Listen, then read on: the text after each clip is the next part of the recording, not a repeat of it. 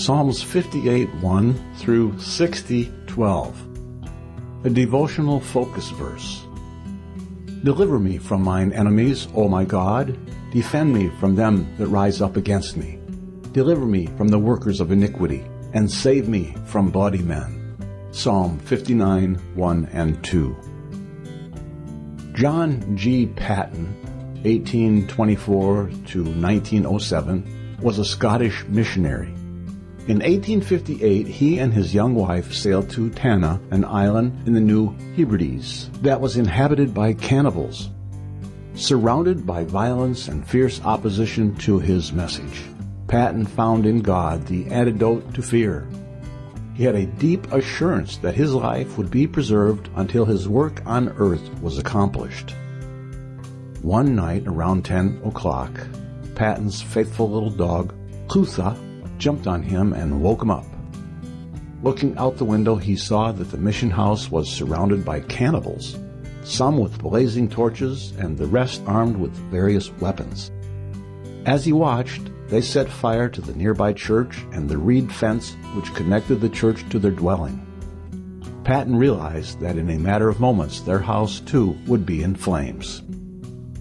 Knowing that infuriated men were poised to kill them as soon as they attempted to escape, the missionaries knelt in prayer and committed themselves to God. Then Paton rushed outside to cut down the reed fence.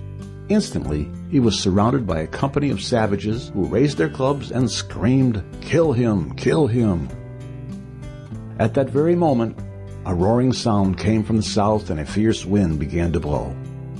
If the wind had come from the north, the flames from the church would have quickly engulfed the mission house. However, the wind blew from the opposite direction. In seconds, a torrential rain began falling. Terrified, the savages fled, shouting, "This is Jehovah's rain. Truly their God is fighting for them." The fright of the natives was short-lived. The storm abated, and early the next morning, the violent men returned to finish what they had begun the night before. With wild shrieks they approached the mission house.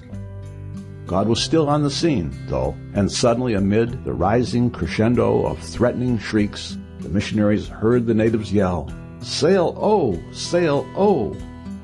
A vessel was sailing into the harbor just when all hope seemed lost. The missionaries were soon rescued and taken to another island. Like John Paton and his wife, David knew what it was to suffer from the attacks of ruthless enemies who were determined to take his life. In today's focus verses, the psalmist cried out for deliverance, urgently imploring God to rescue him from peril. David knew that he was not being assailed because of sin, but because his enemies had hearts full of violence. He was also confident that God would be his defense and would preserve him from the assault of those who rose up against him. We live in an era in which crime and violence are far too common. Our world is full of trouble, and at times we may feel vulnerable.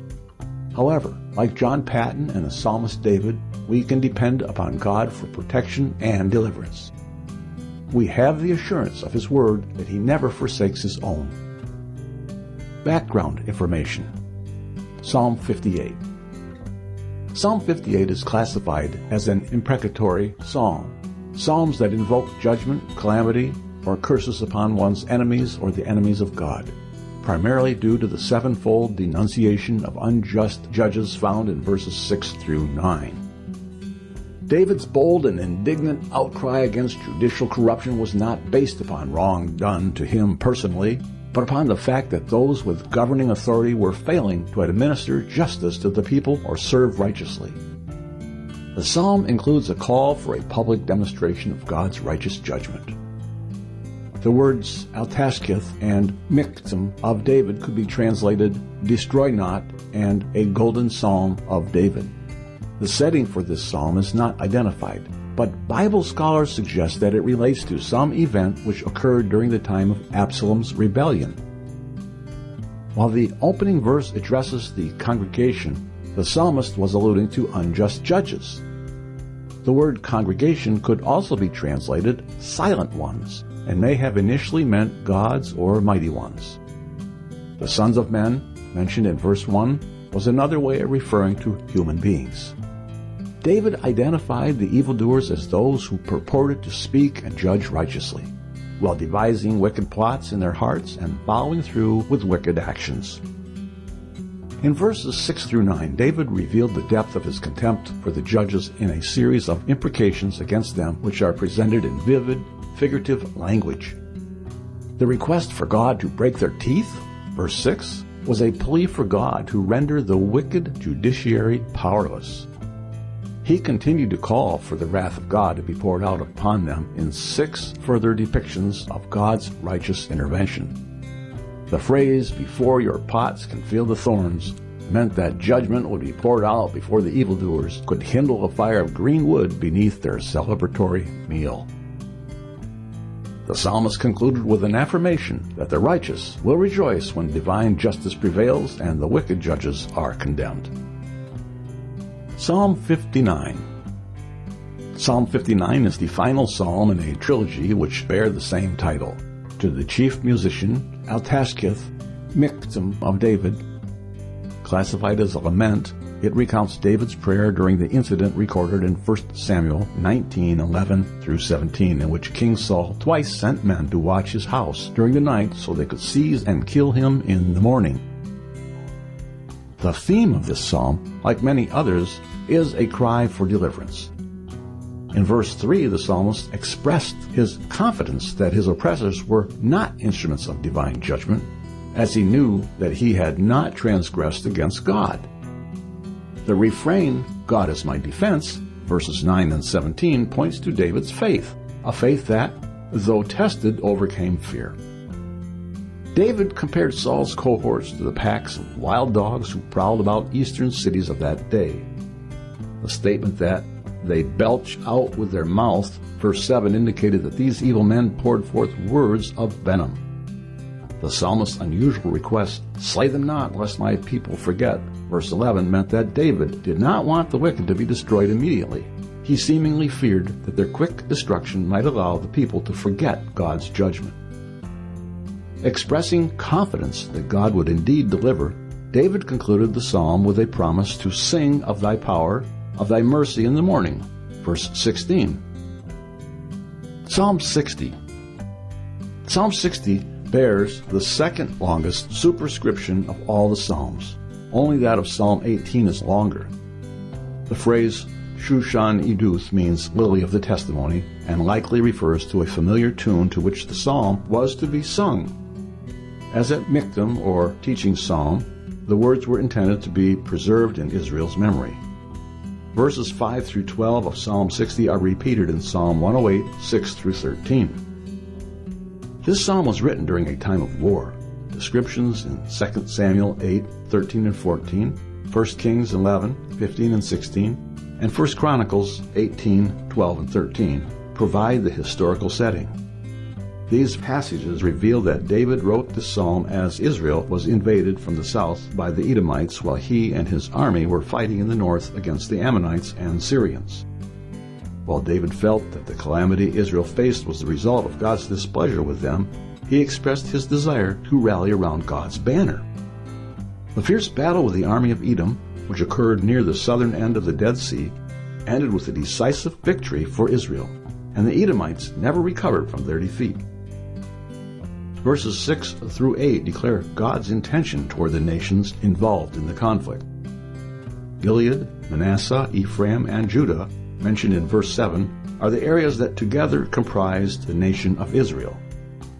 Moab, Edom, and Philistia, verse 8, were neighboring countries which were hostile to God's people. The phrase Moab is my wash pot refers to the custom of slaves washing the feet of the master, and thus indicated demeaning humiliation. Similarly, the statement, "Over Edom will I cast out my shoe," related to being treated as a slave. The strong city of verse 9 was possibly a reference to the hidden stronghold of Selah in Moab, known in modern Jordan as Petra. The psalm ends with an assertion that alliances with other nations would not ensure success, but God would bring victory to those who put their trust in Him. Conclusion. We can have confidence that God is able to protect and deliver us, no matter how troubling our immediate circumstances. Psalm 58. Do ye indeed speak righteousness, O congregation? Do ye judge uprightly, O ye sons of men? Yea, in heart ye work wickedness, ye weigh the violence of your hands in the earth. The wicked are estranged from the womb, they go astray as soon as they be born, speaking lies. Their poison is like the poison of a serpent, they are like the deaf adder that stoppeth her ear. Which will not hearken to the voice of charmers, charming never so wisely. Break their teeth, O God, in their mouth, break out the great teeth of the young lions, O Lord. Let them melt away as waters which run continually, when he bendeth his bow to shoot his arrows, let them be as cut in pieces. As a snail which melteth, let every one of them pass away, like the untimely birth of a woman, that they may not see the sun. Before your pots can feel the thorns, he shall take them away as with a whirlwind, both living, and in his wrath. The righteous shall rejoice when he seeth the vengeance, he shall wash his feet in the blood of the wicked. So that a man shall say, Verily there is a reward for the righteous, verily he is a God that judgeth in the earth. Psalm 59. Deliver me from mine enemies, O my God, defend me from them that rise up against me. Deliver me from the workers of iniquity, and save me from bloody men. For, lo, they lie in wait for my soul, the mighty are gathered against me, not for my transgression, nor for my sin, O Lord. They run and prepare themselves without my fault, awake to help me, and behold. Thou therefore, O Lord God of hosts, the God of Israel, awake to visit all the heathen, be not merciful to any wicked transgressors. Selah. They return at evening, they make a noise like a dog, and go round about the city. Behold, they belch out with their mouth, swords are in their lips, for who, say they, doth hear? But thou, O Lord, shalt laugh at them, thou shalt have all the heathen in derision. Because of his strength will I wait upon thee, for God is my defense. The God of my mercy shall prevent me, God shall let me see my desire upon mine enemies. Slay them not, lest my people forget, scatter them by thy power, and bring them down, O Lord our shield. For the sin of their mouth and the words of their lips let them even be taken in their pride, and for cursing and lying which they speak. Consume them in wrath, consume them, that they may not be, and let them know that God ruleth in Jacob unto the ends of the earth. Selah. And at evening let them return, and let them make a noise like a dog, and go round about the city. Let them wander up and down for meat, and grudge if they be not satisfied. But I will sing of thy power, yea, I will sing aloud of thy mercy in the morning, for thou hast been my defense and refuge in the day of my trouble. Unto thee, O my strength, will I sing, for God is my defense, and the God of my mercy. Psalm 60. O God, thou hast cast us off, thou hast scattered us, thou hast been displeased, O turn thyself to us again. Thou hast made the earth to tremble, thou hast broken it, heal the breaches thereof, for it shaketh. Thou hast showed thy people hard things, thou hast made us to drink the wine of astonishment. Thou hast given a banner to them that fear thee, that it may be displayed because of the truth. Selah. That thy beloved may be delivered, save with thy right hand, and hear me. God hath spoken in his holiness, I will rejoice, I will divide Shechem, and mete out the valley of Succoth. Gilead is mine, and Manasseh is mine, Ephraim also is the strength of mine head, Judah is my lawgiver. Moab is my washpot, over Edom will I cast out my shoe, Philistia, triumph thou because of me. Who will bring me into the strong city? Who will lead me into Edom? Wilt not thou, O God, which hadst cast us off? And thou, O God, which didst not go out with our armies? Give us help from trouble, for vain is the help of man. Through God we shall do valiantly, for he it is that shall tread down our enemies.